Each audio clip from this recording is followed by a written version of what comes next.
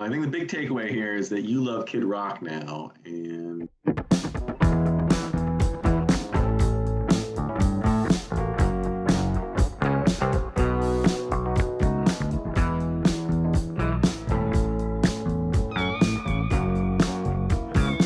What's up, everybody? Welcome back to Listography.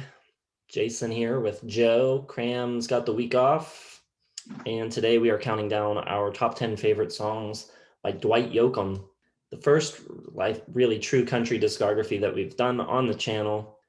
So we both enjoyed the discography a ton. If you haven't seen that video, go back and check it out. Like we said, so consistent throughout his whole discography, tons of good songs. So I'm interested to see. I mean, basically you could have anything and I wouldn't be that surprised. So well, I really leaned into a couple albums, and I just couldn't stop listening to these albums. So these songs just kept getting ingrained in my mind, and I had a whole heap of possibilities for this. I had to leave out the cover of Wichita Lineman, which I absolutely love. I think it's one of the best songs ever written, and I think his version is different enough, but still excellent. But it's number 11.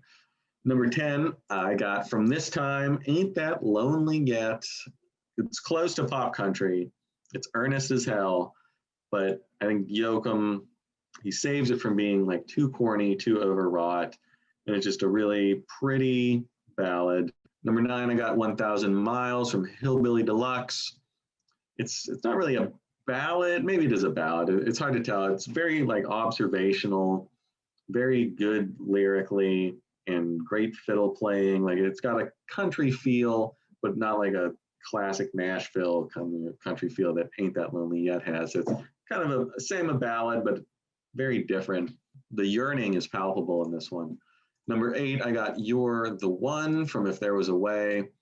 It's got the waltz time, so I gotta stick it on here. Very Eagles-esque, kind of like Hollywood Waltz, got that LA kind of feel to it.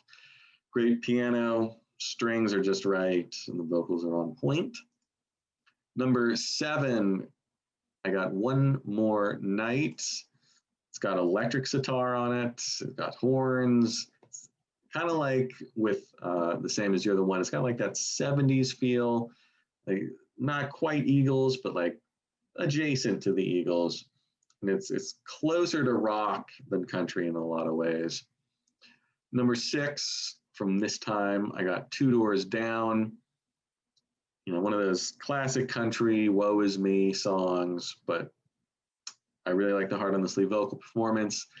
And I think the lyrics are sharp. I think Jason would think this is too close to the Nashville, too pop country sound, but works for me.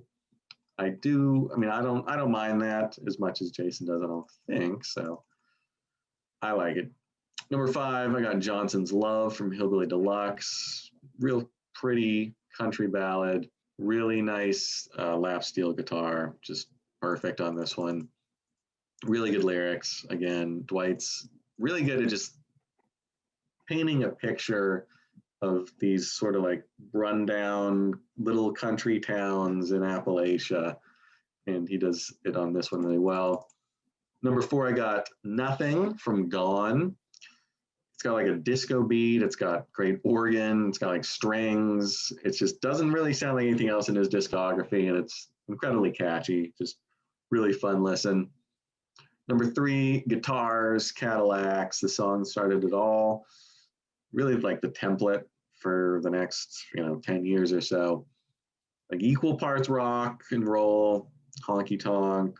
Love the stuttering low, the barrel barrel barrel guitar parts from Pete Anderson, who really does. He uses those low guitar riffs a lot, and really like that. I guess that's rockabilly kind of flavor that he brings in, but you don't hear it much on the radio or really at all.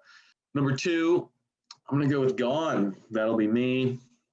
Love that organ sound. It's like this new wave country almost, very speedy, very rock and roll, like drums, badass solo.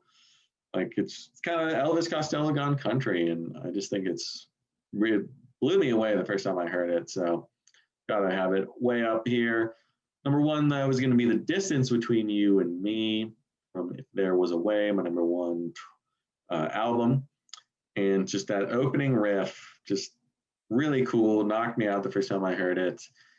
I love the lyrics, I love the humor, and I just think it's a really good encapsulation of everything that Dwight and Pete do best. So it is my number one song from Dwight Yoakam. Not a lot of overlap, maybe 2 or 3. My number 10 is Lucky That Way from Blame the Vein. My favorite Dwight Yoakam album. Just really cool, slow country ballad. Number 9, I have a song that Joe singled out as being one of his least favorite Dwight Yoakam tracks, Waterfall. I like the tune. I think it's a good melody, and I think it really stands out in his discography because it's so different. The lyrics are so lighthearted and kind of whimsical, but I enjoy it. Number 8, I have Does It Show, also from Blame the Vein. Really cool guitar work on it. I don't know, it sounds like maybe it's a baritone guitar, but the strings sound like almost like they're falling off, like that really low kind of country guitar riff. Other cool guitar textures in there as well. And it's just got this really slow kind of moseying pace to it. It's really cool. And number 7 is Free to Go. Really catchy song. I love the main guitar lick on it. And there's some good solo trading between the lead guitar and the pedal steel. Number 6 is Johnson's Love from Hillbilly Deluxe. Great story song. Just love the story of it about a guy who dies, but people still hear him crying out for his love. Number 5, I have Things Change. Really poppy. It's got some of that like British invasion influence in it. I think you hear that a lot actually throughout a lot of Dwight Yoakam stuff, but especially on this track.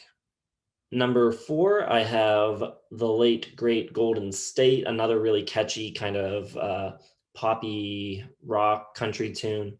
Got Timothy B. Schmidt on backing vocals. There's some great banjo running basically underneath the whole track. Really, really good and infectious song. My number 3 is from 3 Pairs, the leadoff track, Take Hold of My Hand. I think the melody's great. I think his vocals on it are great. The bass on it is phenomenal. The sound of it, I love that bass tone. It's one of my favorite bass tones. Kid Rock gets a co-write on it, which I don't understand at all how that ended up so good, but it works. My number 2 is Little Ways from Hillbilly Deluxe. I love the opening nod to Buck Owens. Really deeply rooted in the Bakersfield sound, and his voice is great on it. My number 1, though, is Guitars, Cadillacs, title track from the debut album. This one's a little Bakersfield, a little rockabilly, but really catchy.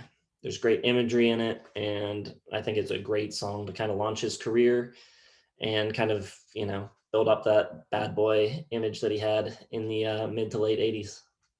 I think the big takeaway here is that you love Kid Rock now, and unfortunately, we're going to have to do his discography next because, yeah.